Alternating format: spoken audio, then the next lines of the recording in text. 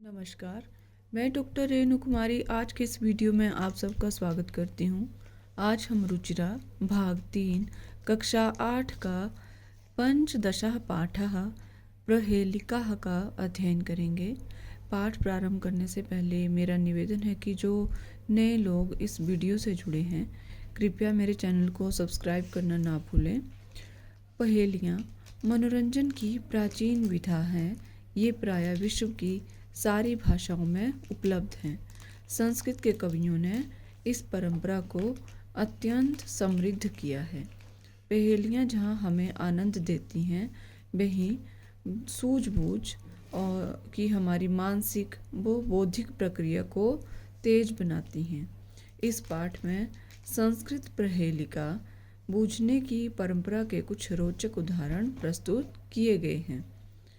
पहली जो पहेली है वो है कस्तूरी जायते कस्मात् को हन्ति करिणाम कुलम किम कुर्यात् कातरो युद्धे मृगात् सिंहा पलायते।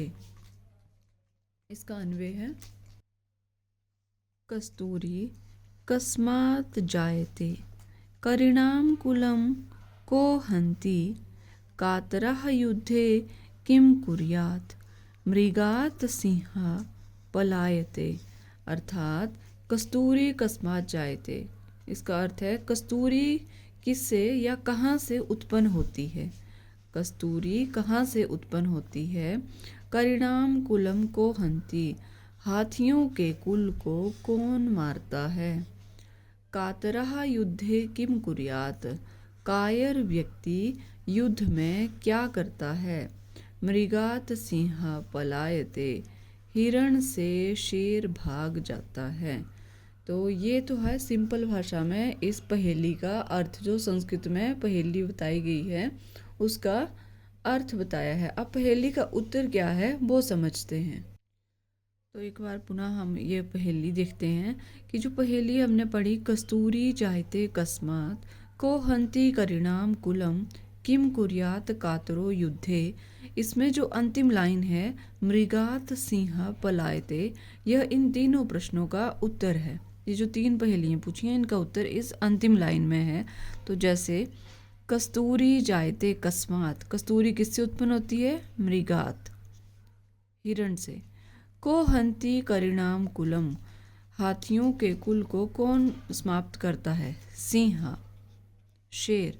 किम कुर्यात् कातरो युद्धे, और जो डरपोक है वो युद्ध में क्या करता है। पलायते, अर्थात भाग जाता है। तो ये है इसका उत्तर इस पहेली का। दूसरी पहेली देखते हैं।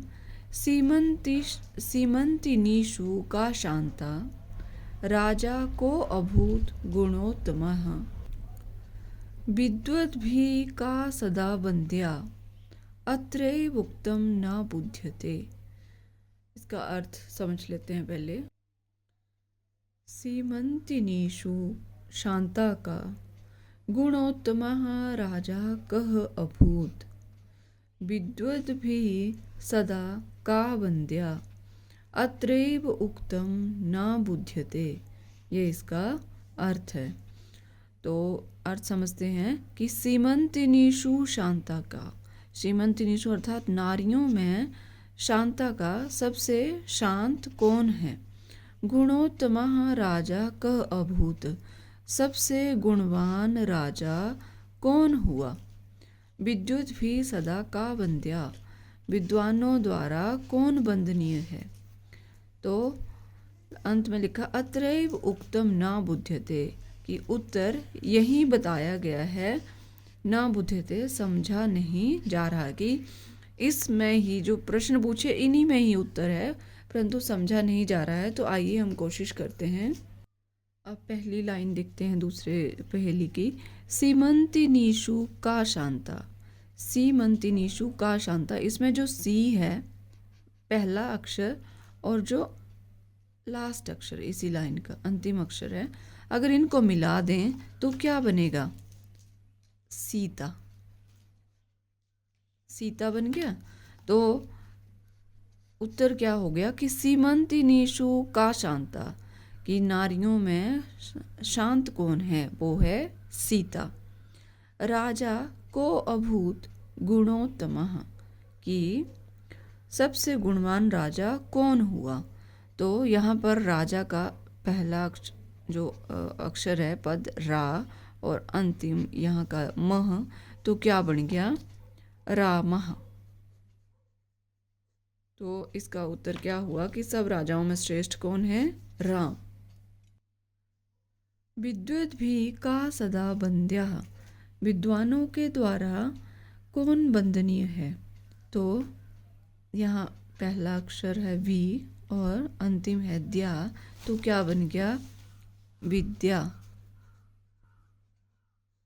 ये है इसका उत्तर कि विद्वानों के द्वारा विद्या बंदनीय है। और अत्रैव न बुध्यते, मतलब ये क्लू दिया था इन्होंने, इशारा कि यहीं पर उत्तर दिया गया है परंतु समझा नहीं जा रहा है। तो यही था उत्तर, सी और ता सीता, राज और म रामः, भी और द्या विद्या। ये है इनका उत्तर। पहेली नंबर 3, कम संजघान कृष्णः का शीतल वाहिनी गंगा, केदार पोषण रतः, कम बलवंतम न बाधते शीतम। इसका अन्वय देख लेते हैं। कृष्णः कम संजघान का शीतल वाहिनी गंगा, के दार पोषण रतः, कम बलवंतम शीतम न बाधते। अब इसका अर्थ समझ लेते हैं कि कृष्णः कम संजघान, कृष्ण ने किसको मारा, का शीतल वाहिनी गंगा, शीतल वाहिनी गंगा कौन है या कहाँ बहती है, ये इसका अर्थ है। केदार पोषण रतः, की पत्नी का पोषण कौन करते हैं। कम बलवंतम शीतम न बाधते, कि किस बलवान को सर्दी नहीं लगती है। ये है इसका उत्तर। ये इसका अर्थ है। अब इसका उत्तर समझते हैं। पहला प्रश्न था पहेली में पूछा हुआ, पहली पहेली कि कम संजघान कृष्णः, कि कृष्ण ने किसको मारा। तो अगर हम ये पहले 2 अक्षरों को मिला दें तो क्या उत्तर बनेगा, कंस। तो उत्तर है कंसम जघान कृष्ण, कि कंस को कृष्ण ने मारा, ये उत्तर बनेगा। ये इसी पहेली में उत्तर दिया हुआ है। का शीतल वाहिनी गंगा, कि जो शीतल वाहिनी गंगा कहाँ बहती है। तो पहले इन 2 अक्षरों को यदि मिला दें तो क्या बन गया, काशी। तो उत्तर ये बनेगा कि शीतल वाहिनी गंगा काशी में बहती है। केदार पोषण रतः, इसका अर्थ है कि पत्नी का पोषण कौन करते हैं। तो पत्नी का पोषण करने के लिए यहाँ पर ये 2 ही हैं, तो ये इस तरह से बनेगा, केदार पोषण रतः, अर्थात जो किसान है, केदार अर्थात किसान अपनी पत्नी, कृषि कार्य में लगे हुए किसान जो हैं वो अपनी पत्नी का पोषण करते हैं। अगर इसको के को अलग कर दें तो दार पोषण रता अलग कर दिया तो प्रश्नवाचक बन गए कि कौन है जो पत्नी का पोषण करता है। फिर जब इनको इकट्ठा करके लिखा तो केदार पोषण रता अर्थात कृषि कार्यों में लगे हुए किसान, ये इसका उत्तर है। कम बलवंतम न बाधते शीतम, किस बलवान को सर्दी नहीं लगती है। किस बलवान को सर्दी नहीं लगती है, तो इसका उत्तर होगा जैसे कंबलवंतम। ठीक है, तो उत्तर बन गया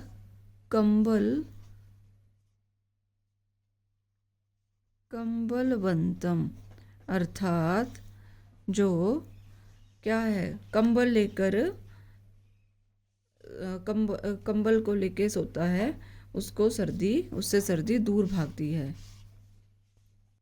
पहेली नंबर 4, वृक्षाग्रवासी न च पक्षिराजः त्रिनेत्रधारी न च शूलपाणिः त्वग्वस्त्रधारी न च सिद्धयोगी जलम च बिभ्रन घटो न मेघः। तो इसका अन्वय देखते हैं। अन्वय है वृक्षाग्रवासी परम पक्षिराजः च न त्रिनेत्रधारी परम शूलपाणिः च न त्वग्वस्त्रधारी परम सिद्धयोगी च न जलम बिभ्रन घटः न च मेघः अस्ति। इसका अर्थ समझते हैं कि वृक्षाग्रवासी परम पक्षीराजः च न, कि वृक्ष के अग्रभाग में रहता है परंतु पक्षीराज गरुड़ नहीं है। और त्रिनेत्रधारी परम शूलपाणि च न, और वो कैसा है, 3 नेत्रों वाला है परंतु शूलपाणि अर्थात शूल को पानी में लेने वाला, पानी होता हाथ, शूल को हाथ में लेने वाला शिव जी भी नहीं है। त्वक वस्त्रधारी, वो कैसे, त्वक वस्त्र मतलब त्वक होता है वृक्ष की छाल, जैसे छाल के कपड़े पहनता है, वस्त्र पहनता है परंतु न सिद्ध योगी, वह सन्यासी नहीं है। जलम बिभ्रन घटः न च मेघः, जल धारण किए हुए है परंतु ना तो घड़ा है और ना ही बादल है। उसमें जल भी है और उसमें पानी, वो घड़े की तरह भी आकार में, परंतु वो बादल या फिर घड़ा भी नहीं है। तो इसका उत्तर क्या होगा, अगर आप ध्यान से देखें तो जो नारियल का फल होता है वो कैसा होता है, वो कहाँ, वृक्ष के अगले भाग पर। अब हम इसके अर्थ को समझते हैं कि वृक्षाग्रवासी, वृक्ष के अगले भाग पर वो रहता है, लगा होता है, परंतु वो पक्षी भी नहीं है, वहाँ पर ही बैठा होता है वो चोटी पे जाके। और त्रिनेत्रधारी, जो नारियल है उसमें कैसे होते हैं, 3 जो निशान बने होते हैं, उसकी आंखें जैसे जैसे बोलते हैं, वहाँ से हम पानी भी स्ट्रो डाल के उससे पानी पीते हैं। तो वो त्रिनेत्रधारी, 3 जो उसकी आंखों वाला है, परंतु शिव जी की 3 आंखों वाला तो इस संसार में एक ही हुआ है, वो है शिव जी, तो वे शिव जी भी नहीं है। और त्वक वस्त्रधारी, अब नारियल को ध्यान से देखें तो सूखा नारियल कैसा, उसमें छाल रेशे लगे होते हैं, तो उसने भाई जैसे ये कह लीजिए कि उसने वस्त्र पहने, छाल के कपड़े पहने हैं, परंतु वो सिद्ध योगी भी नहीं है, जैसा कि योगी जो साधु लोग हैं वो करते हैं, पहनते हैं, वैसा भी नहीं है। जलम बिभ्रन घटः न च मेघा अस्ति, कि उसमें पानी है भरा हुआ उसके बीच में, परंतु वो क्या है, वो घड़ा भी नहीं है, ना तो घड़ा है और ना ही बादल है। पानी इन 2 में ही आ सकता है, पानी का स्रोत यही है दोनों, पर वो भी नहीं है। तो इसका उत्तर क्या होगा कि नारिकेल फलम, अर्थात नारियल, इसका उत्तर है नारियल का फल। पहेली नंबर 5 है भोजनान्ते च किं पेयं जयन्तः कस्य वै सुतः कथं विष्णुपदं प्रोक्तं तक्रं शक्रस्य दुर्लभम। इसका अन्वय देखते हैं। भोजनान्ते किं पेयं जयन्तः कस्य वै सुतः अस्ति विष्णुपदं कथं प्रोक्तं शक्रस्य तक्रम दुर्लभम अस्ति। अब इसका अर्थ समझ लेते हैं।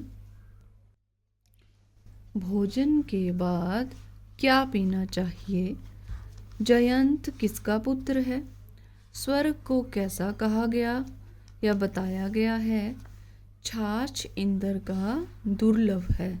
तो अब इसका उत्तर हम समझते हैं कि भोजन के पश्चात क्या पीना चाहिए। यहाँ पर जो अंतिम लाइन दी गई है, पहली जो पहेली है वो पूछते हैं कि भोजन के अंत में क्या पीना चाहिए। तो जो अंतिम लाइन है, जो चौथी लाइन है, वही इन तीनों पहेलियों का उत्तर है। तो भोजन के अंत में क्या पीना चाहिए, तक्रम अर्थात छाछ।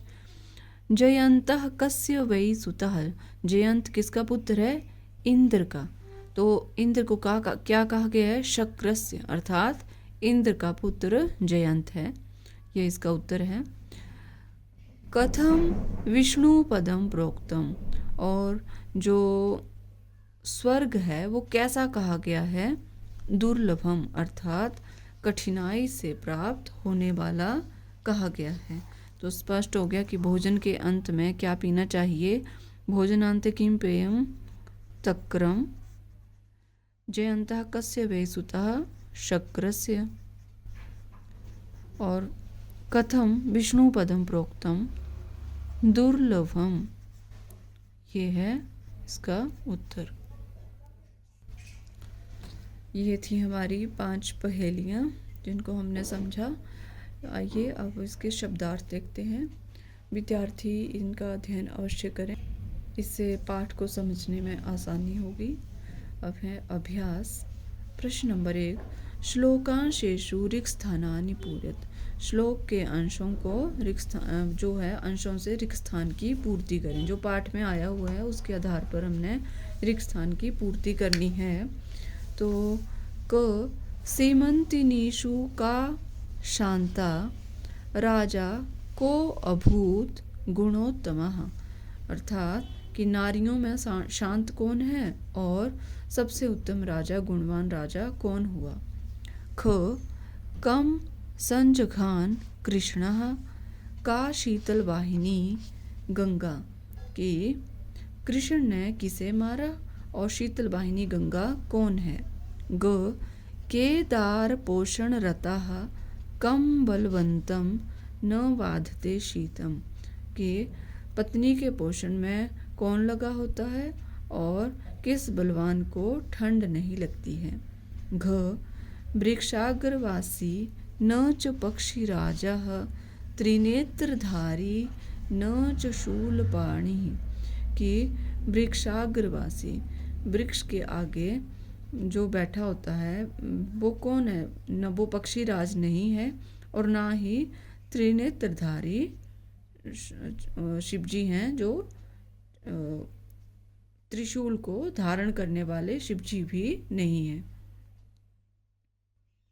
प्रश्न नंबर 2, श्लोकांशान योजत। श्लोक के अंशों का मिलान करें। तो यहाँ क भाग है और ख भाग है, तो जो क भाग का जो अंश ख भाग में है वहाँ उससे मिलान करना है। तो सुविधा के लिए मैंने इन्हें एक साथ लिख दिया है, नहीं तो ये प्रिंट जब हुआ तो 2 पेजेस में आया था। तो अब करते हैं। पहला है किम कुर्यात कातरो युद्धे, तो इसका मिलान है मृगात सिंह पलायते, विद्युद्भिः का सदा वन्द्या अत्रैवोक्तं न बुध्यते। कं संजघान कृष्णः काशीतलवाहिनी गंगा, काशीतलवाहिनी गंगा।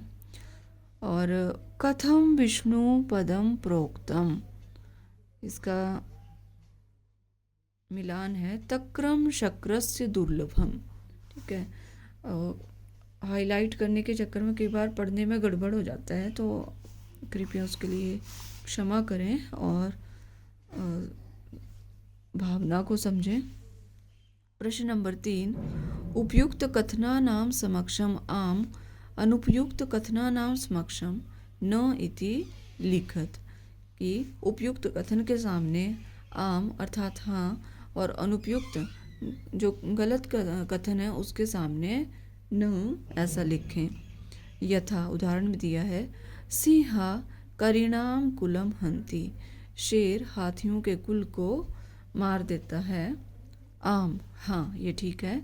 तो ऐसे ही हमने आगे उत्तर देने हैं। क कातरो युद्धे युध्यते न, जो डरपोक है वो युद्ध में नहीं लड़ता है। ख कस्तूरी मृगात जायते, हाँ आम उससे ही उत्पन्न होती है। मृगात सिंह पलायते, कि हिरण से शेर भाग जाता है, तो नहीं। न कंसः जगान कृष्णम, कंस ने कृष्ण को मारा। न कृष्ण ने कंस को मारा था। तक्रम शक्र से दुर्लभम, कि इंद्र की छाछ दुर्लभ है। आम, हाँ जयंतः कृष्णस्य पुत्र न, जयंत कृष्ण का नहीं, वो इंद्र का पुत्र था। प्रश्न नंबर 4, संधि विच्छेदम पूरित, संधि विच्छेद पूर्ण करें। क करिणाम कुलम, तो जो अनुस्वार है उसको हम ऐसे लिखेंगे करिणाम, हलंत की तरह, करिणाम धन कुलम, को अभूत, कह धन अभूत, अत्रे भोक्तम, अत्र धन एव धन उक्तम, वृक्षाग्रवासी, वृक्ष धन अग्रवासी, त्वक वस्त्रधारी, त्वक धन वस्त्रधारी, बिभ्रन बिभ्रत धन न। प्रश्न नंबर 5, अधोलिखितानां पदानां लिंगम विभक्तिम वचनम लिखत, कि नीचे लिखे गए पदों का, ये पद हैं, इनका लिंग, विभक्ति और वचन लिखना है। ये था, जैसे उदाहरण दिया है, करिणाम, ये पद है करिणाम, इसका लिंग है पुल्लिंगम, विभक्ति है षष्ठी और वचन है बहुवचन। तो इसी तरह हमने इसके दूसरे भाग करने हैं। पद है कस्तूरी, इसमें लिंग है स्त्रीलिंग, विभक्ति प्रथमा और एक वचन। युद्धे पुल्लिंग, सप्तमी विभक्ति और एक वचन। सीमंतिनीषु स्त्रीलिंग और सप्तमी विभक्ति बहुवचन। बलवंतम पुल्लिंग है और द्वितीय विभक्ति एक वचन। शूलपाणि पुल्लिंगम, प्रथमा विभक्ति और एक वचन। शक्रस्य पुल्लिंगम, षष्ठी विभक्ति और एक वचन। प्रश्न नंबर 6 का अ भाग है, विलोम पदानि योज्यत, विलोम पदों का मिलान करें। यहाँ 2 भाग दिए हैं, इनमें से जो एक दूसरे का जहाँ उल्टा विपरीत शब्द मिलेगा विलोम, उसमें हमने मिलाना है। जायते उत्पन्न होता अर्थात म्रियते मरता है। वीरः बहादुर, कातरः डरपोक, अशांता अशांत, शांता शांत। मूर्खै मूर्ख, विद्युद्भी विद्वान। अत्रैव यहीं, तत्रैव वहीं। आगच्छति पलायते, आता है और भागता है, इसका विपरीत है। आ भाग है, समानार्थक पदम चित्वा लिखत, समानार्थक पदों को चुनकर लिखें। यहाँ कोष्ठक में 3-3 पद दिए हैं, इनमें से जो इसका जो दिया हुआ है, उनके जो पद दिए हैं इस तरफ, उनका जो समानार्थक यहाँ मिलता है, तीनों में से कोई एक ही होगा, उसको चुनकर यहाँ लिखना है। तो करिणाम गजानाम, अभूत अभवत, जो समानार्थक है, ठीक है, सेम अर्थ है। वंद्या वंदनीया, बुध्यते अवगम्यते। घटः कुंभः, संजघान अमार्यत, ये है समानार्थक पद। प्रश्न नंबर 7, कोष्ठक अंतर्गतानां, कोष्ठकात् अंतर्गतानां पदानां उपयुक्त विभक्ति प्रयोगेन अनुच्छेदम पूरयेत। कोष्ठक के अंतर्गत जो पद दिए गए हैं, ये ब्रैकेट में जो कोष्ठक में, इसे कोष्ठक कहते हैं, इसके अंतर्गत जो पद दिए गए हैं, इसमें उपयुक्त विभक्ति का प्रयोग करके अनुच्छेद पूर्ण करें। अब छोटा सा पैरा दिया है, एक कहानी है, इसको पूर्ण करना है उचित विभक्ति का प्रयोग करके। एकः काकः आकाशे डयमानः आसीत्, तृषार्ता सः जलस्य अन्वेषणं करोति, तदा सः घटे जलम अल्पम जलम पश्यति, सः उपलानि आनीय घटे पात्यति, जलम घटस्य उपरि आगच्छति, काकः सानंदम जलम पीत्वा तृप्यति। तो इसका अर्थ हुआ कि एक कौवा आकाश में उड़ रहा था और तृषार्ता सह, प्यास से व्याकुल होकर उसने जल को ढूंढा। तदा सह, वो जल को ढूंढने लगा और तदा सह, उसने उसी समय एक घड़ा देखा और घड़े में थोड़ा सा जल था। एक घड़े में तदा स घटे अल्पम जलम पश्यति, तभी उसने घड़े में थोड़ा सा जल देखा। सह उपलानी आनीय, उपलानी होता है पाषाण के छोटे छोटे टुकड़े, पाषाण खंड में छोटे छोटे टुकड़े लाकर घड़े में डाले। जलम घटस्य ऊपरी अगछति, और पानी जो वो घड़े के ऊपर आ गया। काकः सानंदम जलम पीत्वा तृप्यति, और कौवा आनंद पूर्वक पानी पीकर तृप्त हो गया। तो ये है हमारा पाठ प्रहेलिका। मैं आशा करती हूँ आपको मेरा बनाया वीडियो अवश्य पसंद आएगा, और कृपया अपने सुझाव अवश्य भेजें। और जो लोग नए हैं कृपया मेरे चैनल को लाइक, शेयर और सब्सक्राइब करना ना भूलें। मिलते हैं नेक्स्ट वीडियो में, तब तक के लिए धन्यवाद।